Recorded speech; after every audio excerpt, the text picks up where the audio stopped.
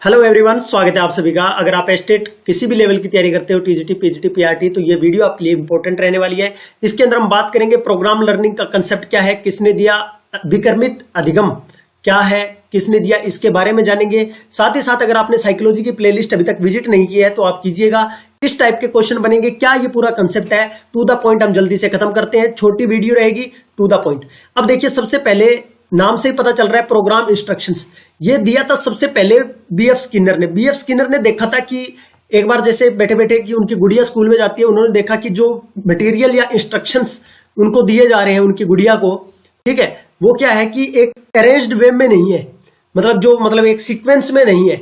एक सीक्वेंस में प्रोवाइड किया जाए तो उनका मानना था कि और ज्यादा इफेक्टिव लर्निंग हो सकती है।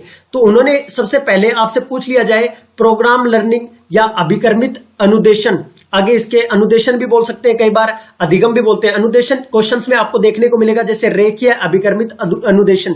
होता क्या, देखिए दो टाइप की चीजें होंगी यहां एक होगा रेखीय, एक होगा साखीय। रेखीय का मतलब तो होगा लीनियर, और साखीय का मतलब ब्रांचिंग। इंग्लिश वालों के लिए बता रहा हूं, ब्रांचिंग। क्या लिखा होगा, लीनियर और ब्रांचिंग। आगे तो सेम नाम रहेगा, प्रोग्राम इंस्ट्रक्शंस, और उसके अंदर अभिकर्मित अनुदेशन, ठीक है। अब देखिए, इसके अंदर 5 स्टेप होते हैं। सबसे पहले तो यहां जो लीनियर वाला होता है उसके अंदर रेखीय, रेखा से पता चल रहा है एक ही लाइन में, मतलब यहां बच्चे क्या होंगे, एक ही तरह से सीखेंगे, सारे के सारे बच्चे एक ही तरह से सीखेंगे। सबसे पहले हम क्या करते हैं रेखीय के अंदर, स्मॉल स्टेप्स के अंदर जो प्रोग्राम हमें जो बच्चों को काम करवाना है वो छोटे छोटे टुकड़ों में हम तोड़ देंगे। क्या कर देंगे, छोटे छोटे टुकड़ों में हम उसको तोड़ देंगे। पहला है स्मॉल स्टेप्स का मतलब है, हिंदी वालों को बाइलिंगुअल कोई दिक्कत नहीं हो रही। स्मॉल स्टेप मतलब छोटे छोटे टुकड़ों में उसको तोड़ देंगे, जैसे फ्रेगमेंट में फ्रेम 1, फ्रेम 2, फ्रेम 3, इस टाइप से इनको फ्रेम वर्ड यूज किया गया था। उसके बाद active response reinforcement. Active response मतलब बच्चा आपको रिस्पॉन्ड करेगा।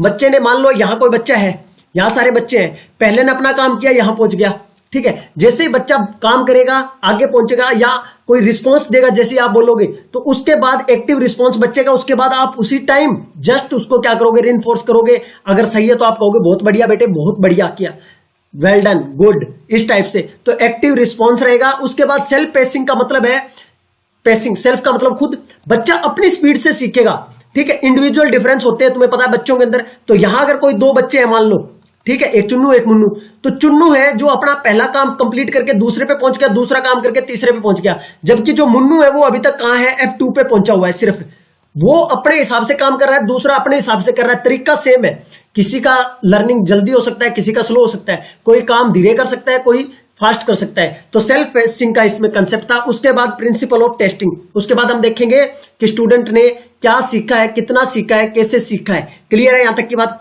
तो ये आपके 5 स्टेप को आपको ऐसे लिखा हो सकता है, small step, active response, immediate confirmation. Immediate confirmation या रिइंफोर्समेंट मतलब बच्चा जो करेगा उसको आपको उसी टाइम बताना है कि उसने सही किया या गलत किया है। Self pacing, self evaluation. Self pacing का मतलब बच्चा अपने आप से क्या करेगा, अपनी स्पीड से सीखेगा, कोई फास्ट कोई तेज। उसके बाद क्या होगा, सेल्फ इवेल्यूएशन, उसका क्या होगा, मतलब मूल्यांकन। जो साखीय वाला है वो किसने दिया था, नॉर्मन ए काउडर ने दिया था 1960 के अंदर। इसके अंदर क्या होता है, बच्चों से ऑब्जेक्टिव क्वेश्चंस पूछे जाते हैं। मतलब बच्चों को क्या दिया जाता है, ऑब्जेक्टिव क्वेश्चंस दे दिए गए, आंसर फॉर ऑब्जेक्टिव क्वेश्चंस।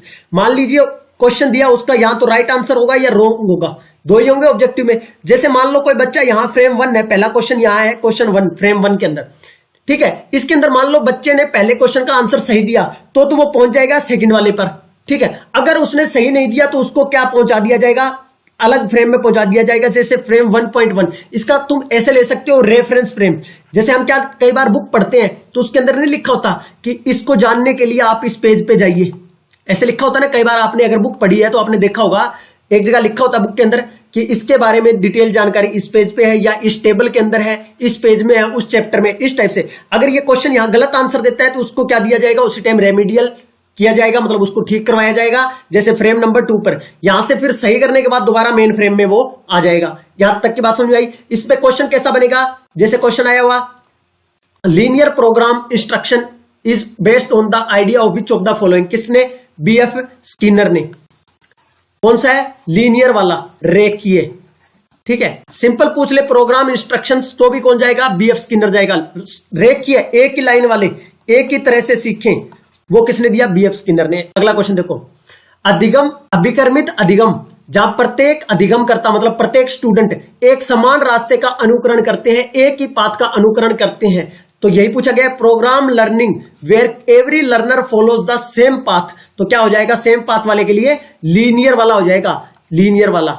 ठीक है, आप ऐसे याद रख लो, लीनियर में एक ही रेखा, ब्रांचिंग में क्या होती है, जैसे पेड़ पौधे के ब्रांच नहीं निकलती है ऐसे, क्लियर है, ये ब्रांचिंग वाला नहीं होगा। आगे दे रखा linear and branching descending program. तो अपना आंसर क्या हो जाएगा, रेखीय अभिक्रमित, एक ही पाथ फॉलो करते हैं। अगला देखिए, शाखीय अभिक्रमित अनुदेशन अधिगम किसने विकसित किया, who developed the branching instruction learning. तो आप क्या बोलोगे, काउडर ने, नॉर्मन ए काउडर, जो हमने यहां देखा था, नॉर्मन ए काउडर ने किया था। आई थिंक आपको वीडियो पसंद आई होगी। अगर वीडियो पसंद आए तो चैनल को सब्सक्राइब कीजिएगा, वीडियो को लाइक कीजिएगा, और ये आपको टेलीग्राम चैनल पर पीडीएफ भी प्रोवाइड कर दी जाएगी। साथ ही साथ अगर आपने प्लेलिस्ट विजिट नहीं किया तो आप उनको जरूर विजिट कीजिएगा कॉमन पार्ट के लिए। धन्यवाद आप सभी का, आपका दिन शुभ हो, ऑल द वेरी बेस्ट।